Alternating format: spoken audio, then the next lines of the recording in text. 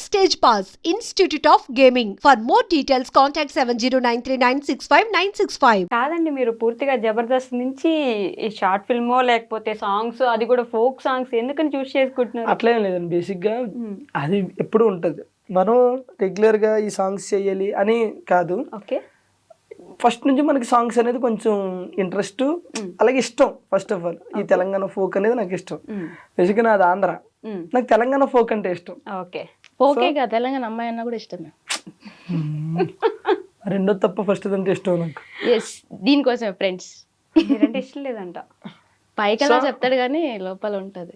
నీ దండం పెడతాను నన్ను అడిగింది చెప్పని. సో అయితే ఇంకా సాంగ్స్ అంటే ఇంట్రెస్ట్. ఫస్ట్ ఒక సాంగ్ చేసాం.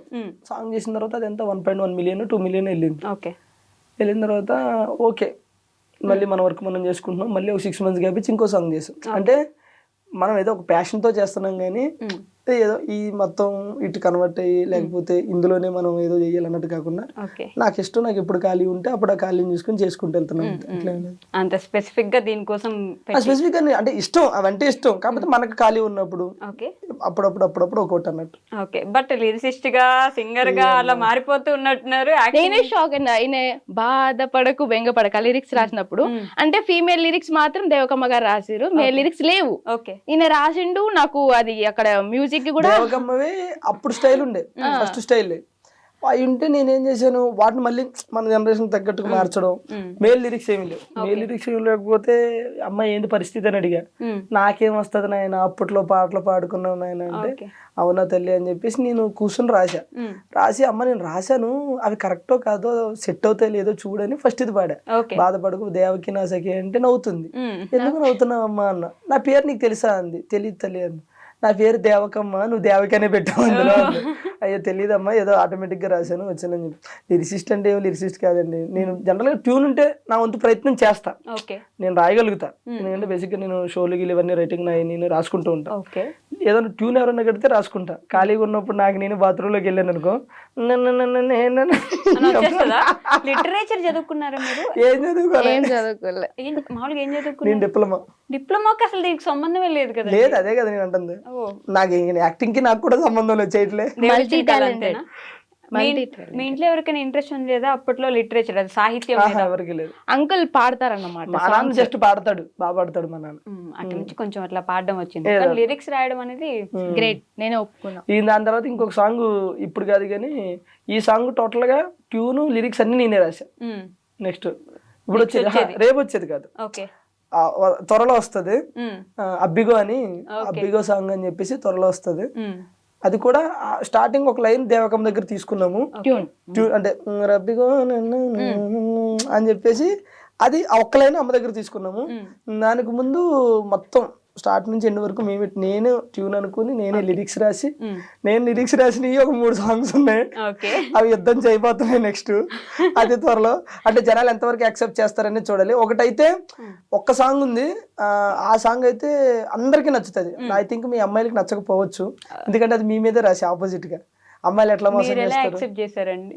ఇంకా దానికి చెప్తే కదా యాక్సెప్ట్ చేయడానికి. నాకు చెప్పలేదు. అది ప్రేమ అంటే అది కదా, ఇది పిచ్చోళ్ళు రేపు పోరలు అంటే పూర్తిగా చెప్పలేదు, జస్ట్ పల్లె వరకు ఉంటది కదా, అది చెప్పారు. సో ఆ సాంగ్ అయితే జనాలందరికీ నచ్చుతుందని నేను అనుకుంటున్నాను. అబ్బాయిలందరికీ నచ్చుద్దని చెప్పాలి మీరు. మీరు కూడా కనెక్ట్ అవుతారు, మీరు చేసే ఉంటాయి అందులో. జనరల్ గా సీరియస్ గా మీరు చేసి అది వద్దులే, ఇంకా సీరియస్ గా మీరు చేసే ఉంటాయి అన్నమాట. అలా అందరు అమ్మాయిలు చేయరు అబ్బా, కొందరు జెన్యూన్ గా ఉంటారు.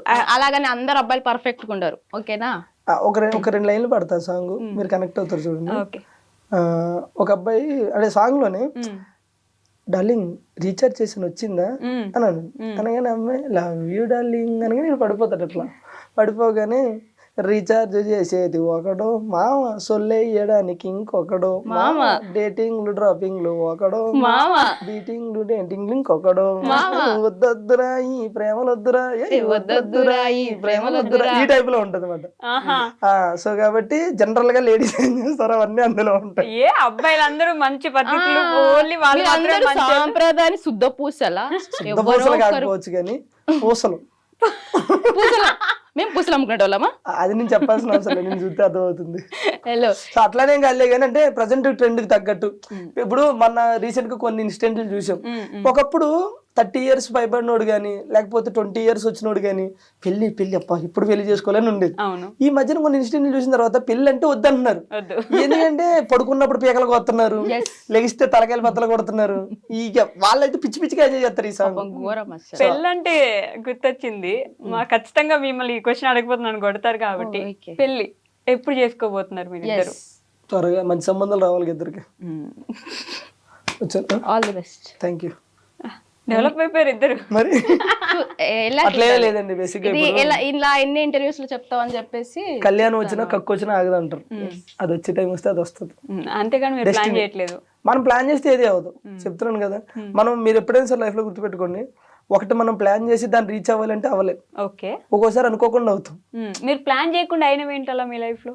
నేను ప్లాన్ చేయకుండా అయినవా ఏమీ లేవు, మరి ఇప్పటివరకు ఏమీ లేవు. ప్లాన్ చేసేయనియా? అట్లా కదా, అంటే ఈ వీటి గురించి నేను చెప్తుంది. ఓకే, నేను ఐ థింక్ నేను మనం రెగ్యులర్ గా ఏదైనా సరే కష్టపడితేనే మన దగ్గరికి వస్తా, అది వేరు. నేను అంటే ఇవి ఉంటాయి కదా, ఇప్పుడు మనం ఇల్లు కొనాలన్నా పెళ్లి చేయాలనుకున్నా అవి మనం ఏదో అనుకుంటాం, కానీ అది మనకు సెట్ అవ్వదు. అవ్వాలనుకున్నప్పుడు అవుతుంది. నేను ఒక టైంలో ఇల్లు కట్టాలి కట్టాలి కట్టాలని ఎప్పుడు మేము చిన్నప్పటి నుంచి అనుకుంటానే ఉన్నాం, కానీ అప్పుడు మా దగ్గర డబ్బులు లేక మేము కష్టపడలేక సో అది అక్కడ ఎప్పుడైంది అయినప్పుడే అయ్యింది. సో పెళ్లి కూడా అంతే.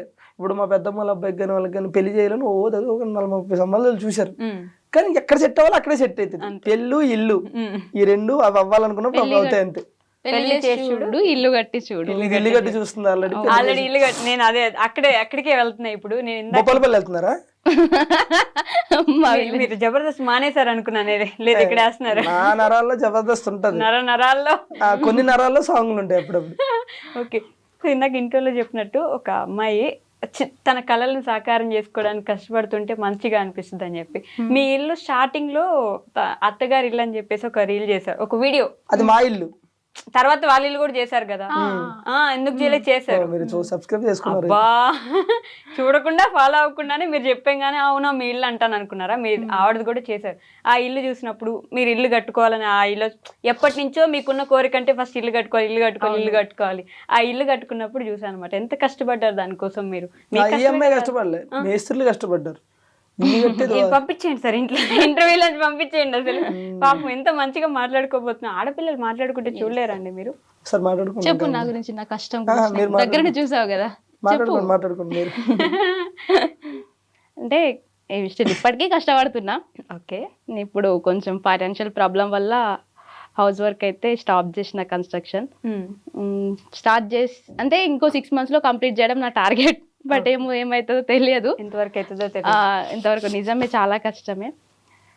బట్ స్టార్ట్ చేశారు, ఎట్లయినా సరే చేసేద్దాం అంటే. నేను స్టార్ట్ చేసేటప్పుడు నాకు ఏంటంటే నేను చేస్తానో చెయ్యలేనేమో అని అనుకున్నా, బట్ తిన్ దగ్గరుండి అవుతుంది నీతోని, నువ్వు చేయగలని చెప్పేసి చేశాడు. మధ్యలో నాకు కొంచెం ఫైనాన్షియల్ పరంగా కూడా నాకు అవ్వకపోయినా కూడా నాకు దగ్గరుండి హెల్ప్ చేసిండు. So thank you. జనరల్గా ఏమంటే మన కష్టమే మనకి ఎప్పుడైనా సరే రిజల్ట్ ఇస్తుంది. జీవితంలో ఎప్పుడో ఒకసారి అదృష్టం వస్తుంది. మనకి ప్రతిరోజు కష్టం మన వెనకాలే ఉంటుంది. సో దానికి అదృష్టం ఇల్లు రూపంలో వచ్చింది. బట్ నేను చెప్తున్నా కదా, మా జబర్దస్త్ మొత్తంలో అంటే మా బ్యాచ్లో, నేను మన ఆసియా ఈ బ్యాచ్లో అందరికంటే పెద్ద ఇల్లు ఎవరిదంటే దీనిదే. తెలిసి తెలియక అయిపోయింది, అది నాకు క్లారిటీ లేదు ఫస్ట్ ఆఫ్ ఆల్. ఓకే, అంత పెద్ద ఇల్లు బేసిక్ గా మావన్నీ అంటే 2 double bedroom అట్లయితే వీళ్ళు 3 bedroom. ఓకే, సో తన కష్టం రీచ్ అవుతుంది. సో ప్రజెంట్ వెళ్ళేదారిలో అడ్డంకులు వస్తూ ఉంటాయి, చిన్న ఫైనాన్షియల్ ప్రాబ్లం, అవి కూడా సర్దుకుంటే అయిపోతాయి. ఏం లేదు, అయిపోతాయి అంతే. బట్ బాగానే కష్టపడి సంపాదించి కడుతున్నారు మొత్తానికి. చెప్తున్నా పాపం కష్టాన్ని ఒకటే నమ్ముకుంటుంది అనమాట ప్రతిరోజు. అంటే సంపాదించాలంటే ఎలా అయినా సంపాదించచ్చు ఈ రోజుల్లో, అది మాత్రం. కాకపోతే పాపం తను యూట్యూబ్ అవి చేసుకుంటూ ప్రమోషన్లు చేసుకుంటూ కొన్ని ఈవెంట్లు వచ్చినా సరే తనకు కంఫర్ట్ లేకపోతే వెళ్ళదు. కొన్ని ప్రమోషన్లు వచ్చినా సరే కంఫర్ట్ లేకపోతే పోదు. అంటే నాకు నీడ్ ఉంది, వెళ్తే ఏమవుతుంది చేస్తే ఏమవుతుంది అనే టైప్ కాదు. ఈ రోజు కాబట్టి ఇల్లు రేపు కట్టొచ్చు. మన ఏమంటారో ఆ సెల్ఫ్ రెస్పెక్ట్ అనేది ఒకటి ఉంటుంది, దాన్ని పోగొట్టుకోవద్దు, ఆ మనసును చంపుకొని వెళ్ళొద్దు అనే టైప్ మాట. సో అందుకని కష్టపడుతూ ఉంటాను. అదే వస్తుంది అది కూడా అయ్యో అది కూడా కంపెనీ చూసి మీరు నేర్చుకున్నారే ఏంటి అలానే అనుకోండి. కాదండి, నేను మీరు ఐ థింక్ శ్రీదేవి డ్రామా కంపెనీలో అనుకుంటా నా యాక్టింగ్ కెరీర్ నేను ఆపుకోవాల్సి వచ్చింది కొన్ని రోజులు అని అన్నారు. అప్పుడు నాకు ఇంకా గుర్తుంది. నాకు అదొక్క క్వశ్చన్ కి ఆన్సర్ కావాలి, ఎందుకని? మీరు ఇంటర్వ్యూకి వచ్చే ముందు అన్ని చూస్తారా లేకపోతే ముందు నుంచి అన్ని చూస్తున్నారు? నేను అప్పటి నుంచి ఫాలో అవుతాను కాబట్టి గుర్తుంటాయి, ఇప్పటికిప్పుడు చూస్తే గుర్తుండవు కదా అన్ని. గుర్తుండవు కానీ ఎందుకు నాకు నమ్మకం రావట్లేదు దొరా. నమ్మకపోతే నేనేం చేయను. చాలా మంది ఎక్కడ ఏం చెప్పారు చెప్పుంటారా మీరు అప్పటి నుంచి? ఎలా అయితే మీరు నా వెనకాల తిరుగుతుంటున్నారు, నేనేం చేసినా చెప్పేటట్టున్నారు. ఇప్పుడు మీకు తెలియకుండా ఏం చేస్తున్నారు చూసుకోండి. మనకు అన్ని తెలుసు. చాలా మంది అనుకుంటారు పాపం రాజు వల్ల అని. అసలు రాజు వల్ల అయితే కాదు. నేను ఆగిపోవాల్సి వచ్చింది కొన్ని పరిస్థితుల వల్ల. అంటే అది చెప్పవచ్చు చెప్పకూడదు నాకు తెలియదు, బట్ టైం వచ్చినప్పుడు చెప్తాను అంతే. అంటే చాలా పెద్ద రీజన్. పెద్ద రీజన్. సరే ఏడవకండి మీరు ఇప్పుడు. ఆవులంత వస్తుంది. నాకు నాకే తెలియదు రీజన్, ఆగిపోవాల్సి వచ్చింది అంతే. ఇదేంటి మళ్ళీ అలానే ఉంటది. బట్ ఎప్పుడు నేను తన టీంలో చేయడం ఇష్టం, తనకి చాలా ట్రై చేసిండు బట్ అవ్వలేదు. సో లైట్ అంతే. ఓకే, మనకి అది కాకపోతే ఇంకొకటి అంతే. అలా సెట్ అవుతూ వచ్చింది. నిజంగానే దేవుడు రాసి పెట్టినట్టున్నాడు కదా మీకు. అట్లా అది కాకపోతే సాంగ్స్ చేసుకో, సాంగ్ కాకపోతే ప్రమోషన్స్ చేసుకో, ప్రమోషన్ కాకపోతే ఇంకోటి చేసుకో అని చెప్పేసి ప్రమోషన్స్ బాగా చేస్తున్నట్టున్నారు. కష్టపడే తత్వం ఉండాలి కానీ ఎక్కడైనా బతకొచ్చు. ఓకే, నేను అడిగిన దానికి ఆన్సర్ చెప్పు. ప్రమోషన్స్ బాగా ఏముండదండి, ఏ వస్తే చేస్తూ ఉంటుంది. మేము ఎక్కువ యాక్టివ్గా ఉన్నాం సోషల్ మీడియాలో. ఒకవేళ ఉంటే మంచిగా వస్తాయి ప్రమోషన్స్.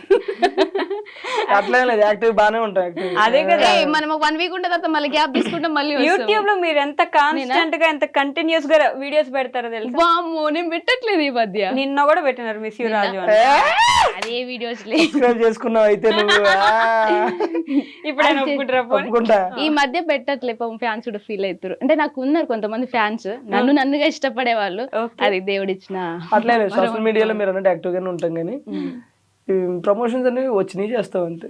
కొన్ని కంఫర్ట్ లేకపోతే చెయ్యి. ఓకే, ఈ మధ్యలో ఎవరో అవి ఇవి అని అన్నా సరే నేను నాకు ఒప్పుకొని కొన్ని వస్తున్నాయా మీకు ఈ ప్రమోషన్లు కూడా? మనల్ని మూసేపిచ్చే ప్రమోషన్లు ఏమైనా వస్తున్నాయా?